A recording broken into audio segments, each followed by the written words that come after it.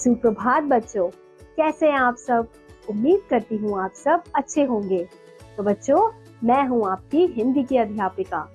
तो आज की कक्षा में हम पढ़ेंगे अध्याय नंबर 1, जिसका शीर्षक है तिरंगा। देखा है आप सबने तिरंगा, 3 रंगों वाला।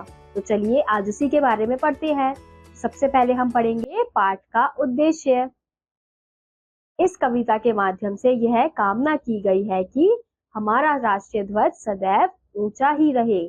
इसकी आन मान और शान के लिए हम अपना सर्वस्व न्यौछावर करने के लिए सदा तैयार है। यानी कि इस कविता में हम पढ़ेंगे कि किस प्रकार से हमें अपने राष्ट्रीय ध्वज को हमेशा ऊंचा रखना चाहिए। तो चलिए इस पाठ को शुरू करते हैं।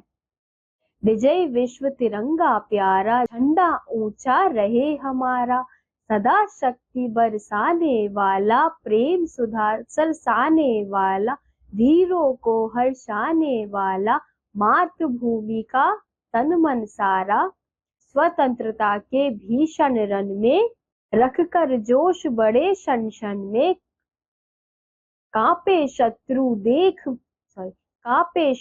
देख कर मन में, मिट जाए भय संकट सारा, झंडा ऊंचा रहे हमारा।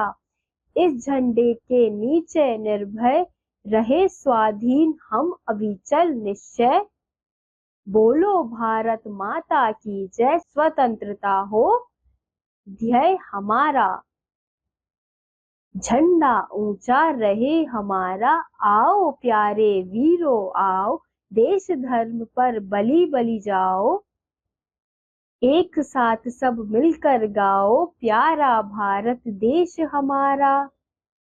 झंडा ऊंचा रहे हमारा, इसकी शान न जाने पाए, चाहे जान भले ही जाए, विश्व विजय करके दिखलाए, तब हो वे प्रण पूर्ण हमारा। विजय विश्व तिरंगा प्यारा, झंडा ऊंचा रहे हमारा। तो हमने देखा कि किस प्रकार से एक झंडे के लिए हमने अपनी भावनाओं को प्रकट किया है इस कविता के माध्यम से। इस कविता में बताया गया है कि चाहे हमारी जान क्यों ना चली जाए, लेकिन हमें हमेशा अपने झंडे की शान को बनाए रखना है कि कोई दुश्मन उसे झुका ना पाए। क्योंकि झंडे की शान किससे होगी? झंडे की शान होगी तो हमारे भारत देश की शान होगी। भारत देश का झंडा कौन सा है? हमारा तिरंगा झंडा। तो इसलिए हमेशा उसकी शान बनी रहनी चाहिए, उसे कभी झुकने नहीं देना है।